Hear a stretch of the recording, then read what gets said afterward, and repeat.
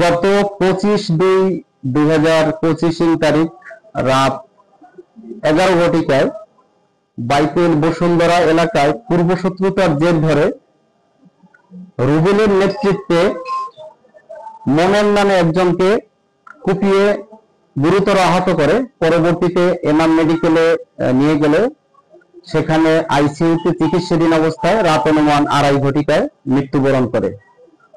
এই রুবেলের নেতৃত্বে নাজমুল, আশিকুল, আলিফ, ইব্রাহিম, রমজান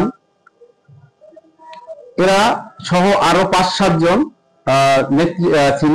এর মধ্যে আমরা ঘটনার 1 ঘন্টার ভিতরেই আমরা 6 জনকে আটক করতে সক্ষম হই এবং আটক করে জিজ্ঞাসাবাদে তারা ঘটনার সত্যতা স্বীকার করেছে এবং নাজমুল নিজে চাকু ধরা কোপাইছে, আশিকুল নিজে চাকু ধরা কোপাইছে এবং তারা স্বীকার করছে ঘটনার কথা। এটা একটু পূর্ব বিরোধ আছে বেশ কিছুদিন যাবত এবং রুবেল সে নিজে মাদক সেবী এবং অন্যরাও মাদক সেবী। তারা মাদক সেবন সহ বিভিন্ন আধিপত্য এলাকায় প্রভাব বিস্তারকে কেন্দ্র করে এই হত্যাকাণ্ডটা ঘটিয়েছে।